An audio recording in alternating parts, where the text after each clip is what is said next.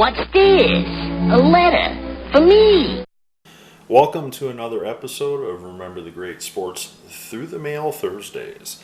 Today I'm going to open up 3 envelopes that are all theme related. These are all former New York Jets players. I know this because of the postmark on the envelopes. And actually one of the players wrote their name on the envelope, so I knew who it was when I got it back.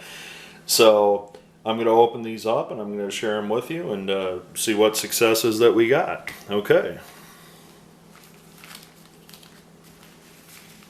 So the first one is former defensive tackle, defensive end in the 1970s and 80s, early 80s for the Jets, Abdul Salaam on 1, 2, 3, and 4.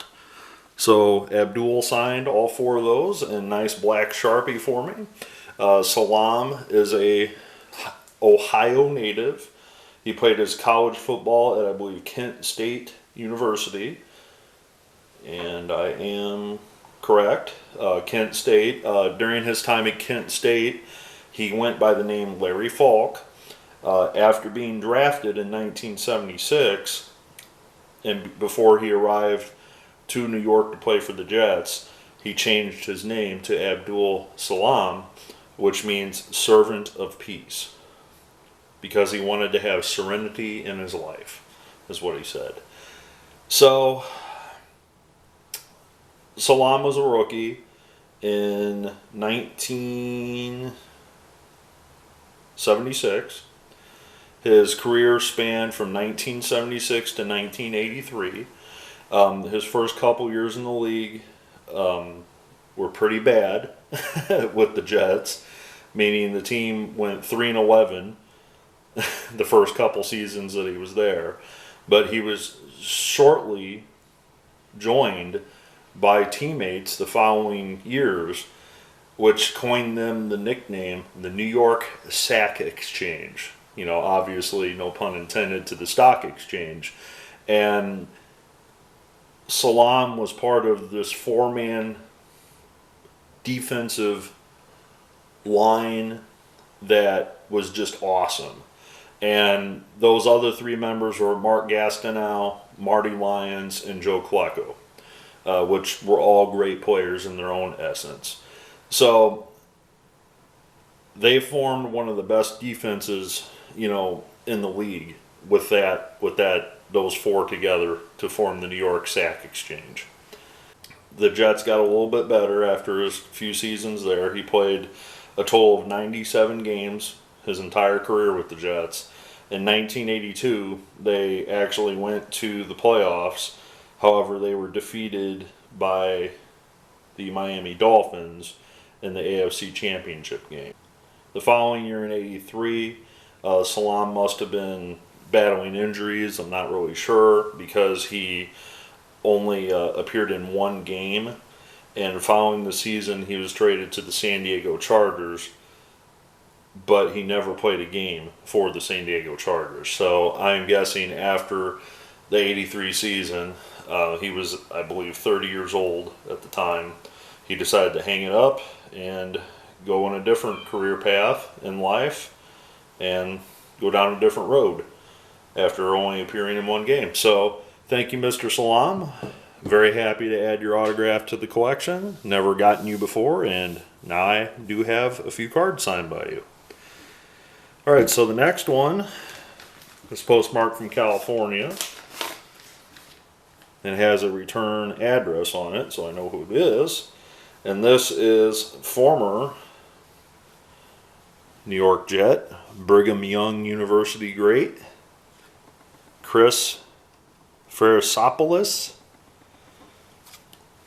which, as you could guess, is of Greek descent. He was actually born in Greece and moved to the United States at a very young age. He was actually a 2-sport athlete in high school, playing both football and baseball in California. He was offered a full scholarship to attend Brigham Young University. He was also offered a contract to play for the Baltimore Orioles, but chose to seek his education because it was a full scholarship and he played his seasons at Brigham Young, and it was at that point that he was nicknamed the Galloping Greek.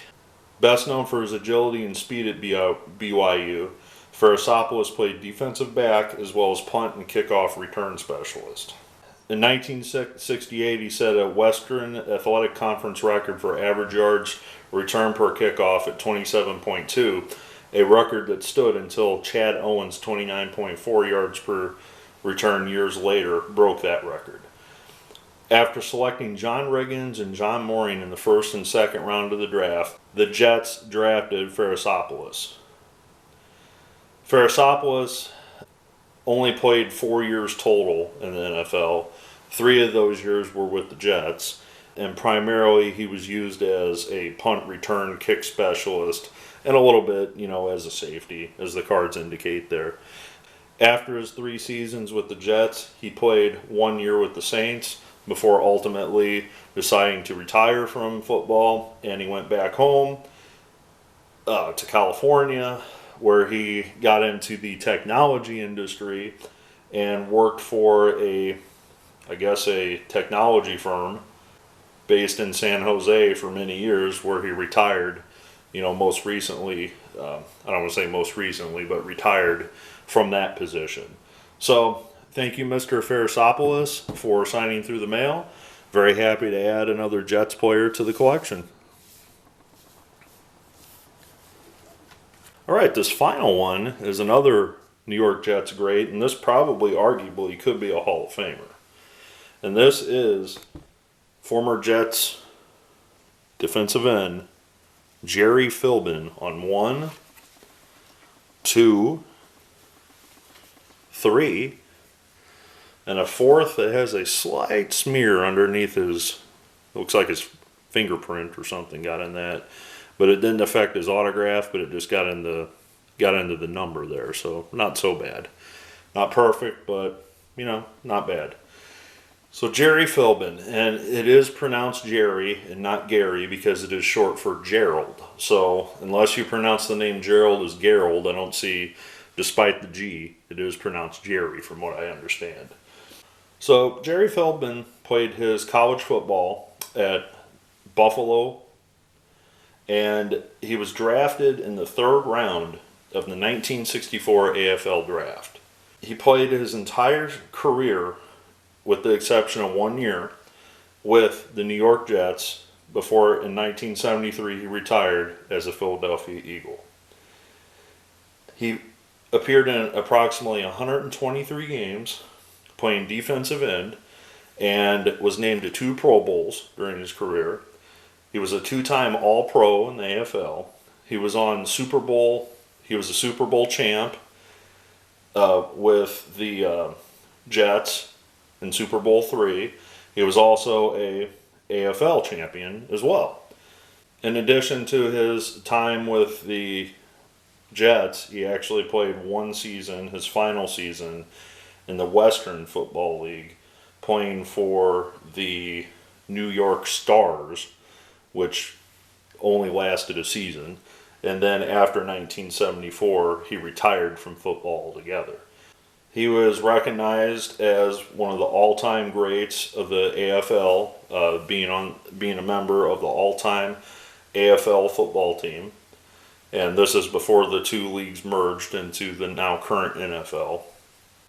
He is in the Jets Ring of Honor as one of the greatest Jets ever to play. As I mentioned, he appeared in Super Bowl III with Joe Namath, won the Super Bowl that year, as well as the AFL Championship in 1968. This is another one of those guys that could arguably be put in the Football Hall of Fame in Canton. I mean, he was such a huge contributor to many of those championship teams. Not many, but the 2 championship teams that the Jets had, that if he's considered one of the greatest AFL players ever, if he's on Super Bowl championship teams, is that not the criteria, more or less, for somebody to get into Canton? I mean, this is somebody that was a franchise player. I mean, meaning that he played with the franchise for, every year of his career except for 2, basically.